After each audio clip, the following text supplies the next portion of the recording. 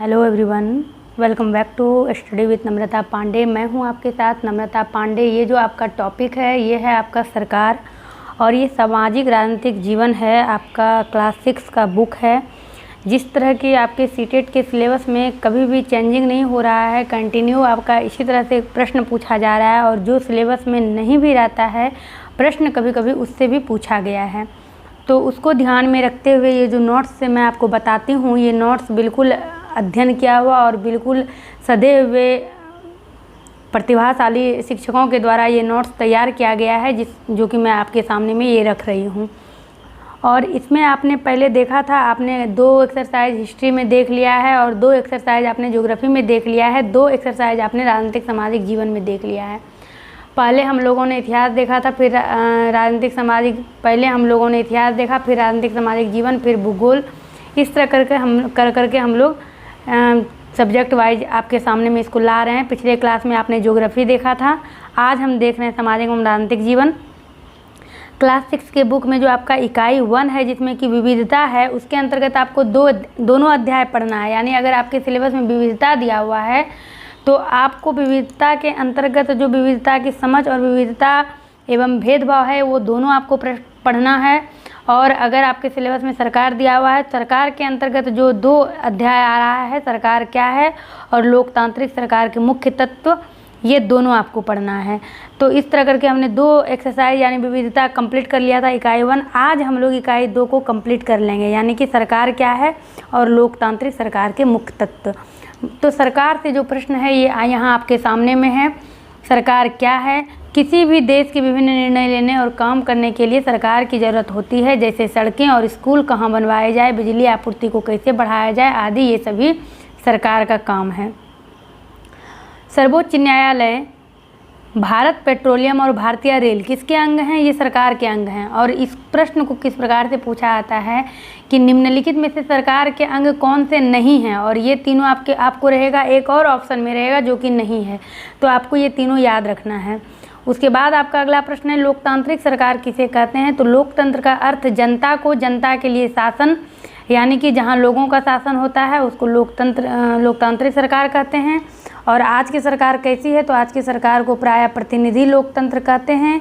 सफ्रेज movement क्या है? ये महत्वपूर्ण प्रश्न इसमें किया गया है, टिक महत्वपूर्ण प्रश्न कह के। तो ये सफ्रेज मतलब होता है वोट का अधिकार, तो सफ्रेज मूवमेंट क्या है? ये वोट का अधिकार हो गया आपका। अमेरिका में औरतों को वोट डालने का अधिकार कब मिला था? 1920 में, जबकि इंग्लैंड में 1928 में मिला था। सरकार को कानून के रूप में सबके लिए नियम बनाने की ज़रूरत क्यों है? जब लोग इकट्ठा रहते हैं और काम करते हैं तो कुछ नियमों की ज़रूरत होती है। सरकार नियम बनाती है ताकि लोग सुरक्षित महसूस कर सके। अभी जिस प्रकार से आप देख रहे हैं लॉकडाउन या जो भी कुछ है, अगर सरकार नियम ही न बनाती तो लोग नहीं उसको मानते, लोग अपने अनुसार ही चलते। सरकार के द्वारा बनाए गए नियमों को जब लोग तोड़ सकते हैं तो आप कल्पना कीजिए उस देश का, उस राज्य का जहां सरकार नियम ही न बनाती हो।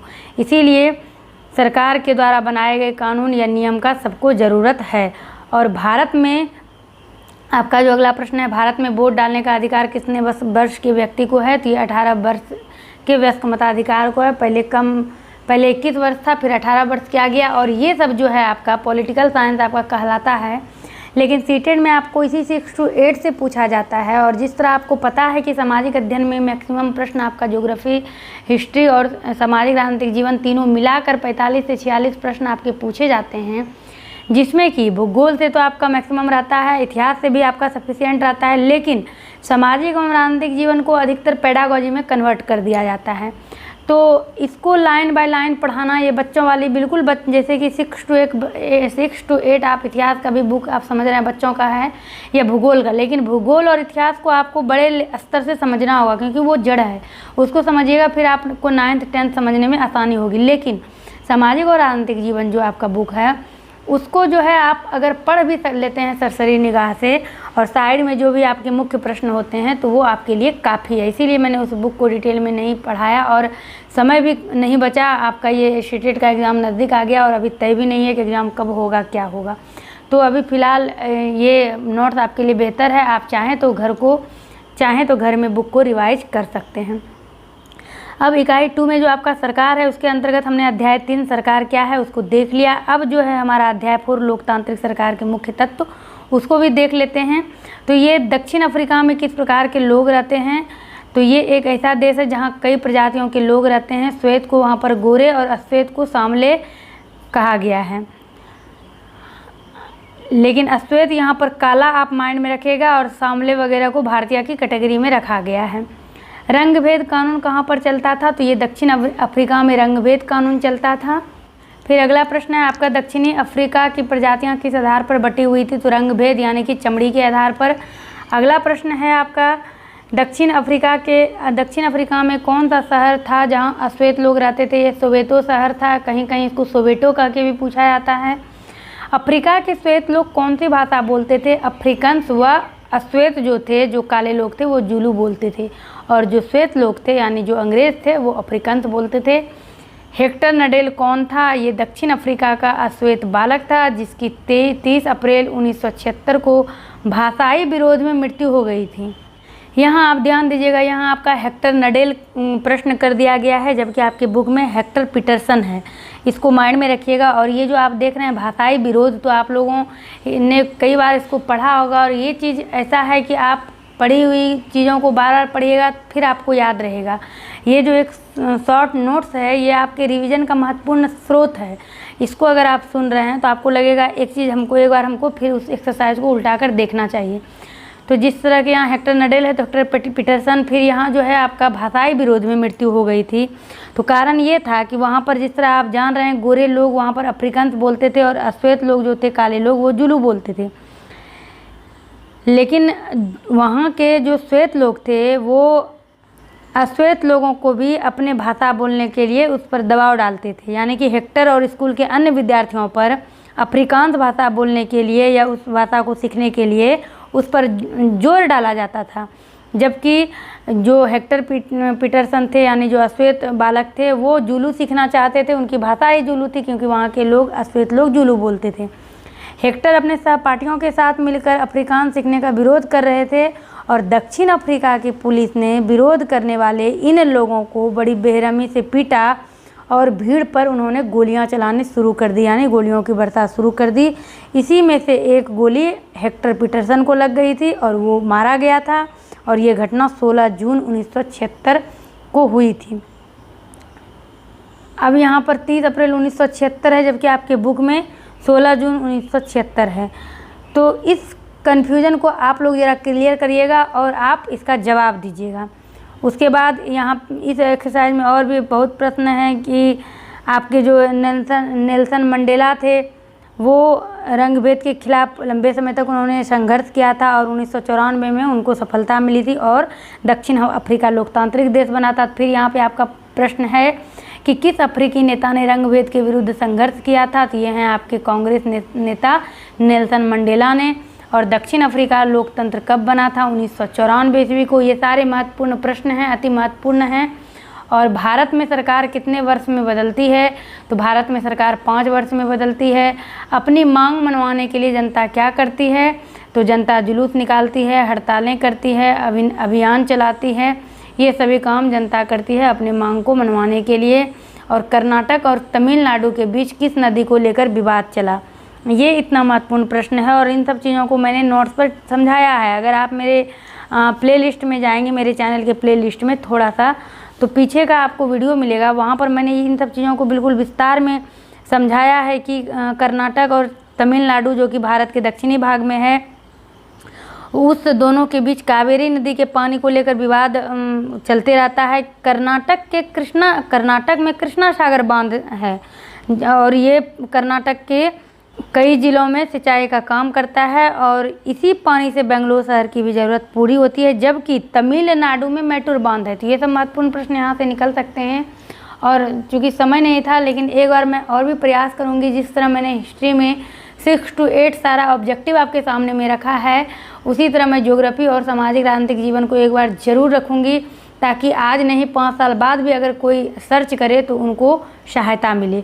मैंने हिस्ट्री तो 6 to 8 ऑब्जेक्टिव के साथ कंप्लीट कर दिया है, इन सब चीज़ों को नहीं किया है क्योंकि यहाँ से महत्वपूर्ण कई सारे प्रश्न और भी निकल सकते हैं, लेकिन इसमें गिना चुना 14-15 प्रश्न हैं।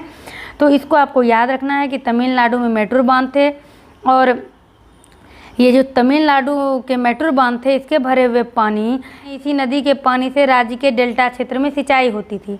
अब दोनों बांध, मैटूर बांध और कृष्णा सागर बांध, दोनों बांध जो है एक ही नदी पर बना हुआ है। बांध तो आप समझ रहे हैं कि ये अगर नदी है, ये नदी है, बीच में इधर जो बांध है यानी कि जो नदी को बांधने वाला है, तो दोनों बांध एक ही नदी पर बना हुआ है। कर्नाटक का कृष्णा सागर बांध कावेरी नदी के ऊपरी छोर पर है और तमिलनाडु का मैटूर बांध कावेरी नदी के निचली छोर पर है। यहाँ आपका मैप पर ये समझाना होगा, लेकिन अभी इसको आप इसी तरह समझ लीजिए कि अगर यहाँ इस तरह नदियाँ जा रही है, यहाँ अगर आपका तमिलनाडु है और यहाँ पर आपका कर्नाटक है, तो आप समझ सकते हैं कि ये आपका ऊपरी छोर हो गया, ये आपका निचला छोर हो गया। अब मैटूर बांध की पानी तभी भरा जा सकता है जब कृष्णा सागर बांध से पानी छोड़ा जाए, क्योंकि कृष्णा सागर बांध ऊपरी नदी पर है, यहाँ से छोड़ा जाएगा तभी इस बांध में पानी आएगी। इसी चीज़ को लेकर के दोनों राज्यों में विवाद है, विवाद उत्पन्न हुआ है, विवाद है भी, और तब राष्ट्रीय सरकार को इसके प्रति कदम उठाना पड़ा था और दोनों राज्यों के लिए पानी का सही बंटवारा हो पाए, इसीलिए कदम उठाया गया था। और यहीं पर आपके लोकतांत्रिक सरकार की बात होती है, जो किसी के निर्णय में, यानी कि जिसको कहते हैं पक्षपात निर्णय, वो नहीं दे सकते हैं। तो यहाँ से आपका फिर प्रश्न है कि कर्नाटक और तमिलनाडु के बीच किस नदी को लेकर विवाद चला? कावेरी नदी। इसमें देखिए अभी मैंने जितना समझाया कि जैसे यहाँ पर है आपका कर्नाटक में कावेरी नदी पर कौन सा बांध है, तो कृष्णा सागर बांध है कर्नाटक में, ये याद रखिएगा। और बेंगलोर शहर की ज़रूरत किस बांध से पूरी होती है? आपको कृष्णा सागर बांध, मैटूर बांध, कई और भी बांध दे दिए जाएंगे, तो बेंगलोर शहर की ज़रूरत होती है कृष्णा सागर बांध से पूरी। अब प्रश्न यहाँ पर 2 और भी हैं कि आपका कौन सा, कावेरी नदी के ऊपरी छोर पर कौन सा बांध है, तो कृष्णा सागर बांध है, निचले छोर पर आपका मैटूर बांध है। ये सब महत्वपूर्ण प्रश्न हैं। और फिर आपका ये है कि मैटूर बांध कहाँ है, तो ये तमिलनाडु में है। आपका इस नोट्स का आखिरी प्रश्न है कि मैटूर बांध कहाँ है, तो ये तमिलनाडु में है। तो इतना ही इस नोट्स में महत्वपूर्ण प्रश्न था इस एक्सरसाइज में, यानी कि सरकार के टॉपिक में, जिसके अंतर्गत 2 एक्सरसाइज कवर हो गया। तो ये आपके लिए 10-12 मिनट कोई महत्वपूर्ण, कोई बड़ी चीज़ नहीं है। ऐसे ही लोगों का निकल जाता है, जब आप मोबाइल लेकर बैठते होंगे तो ये सोचने में 12 मिनट निकल जाता होगा कि सबसे पहले हम कौन सा वीडियो देखें। तो 10 मिनट अगर आप ये समय लगा देते हैं फिर भी आप बहुत कुछ सीख लेते हैं। तो उम्मीद करते हैं आपके लिए वीडियो हेल्पफुल रहा होगा। 2 दिन से क्लास नहीं आ पा रहा था, इसके लिए सॉरी। और क्लास को लगातार हम रेगुलर करने के प्रयास में हैं। जैसे ही किसी प्रकार का स्टेट का नोटिफिकेशन आता है, हम इस चीज़ को यहीं पर स्टॉप करके फिर स्टेट की तैयारी में लगेंगे। मिलते हैं आपसे अपने अगली वीडियो में। वीडियो को लाइक करिएगा, कमेंट कर अपनी प्रतिक्रिया दीजिएगा, और चैनल पर नए हैं तो सब्सक्राइब जरूर करिएगा।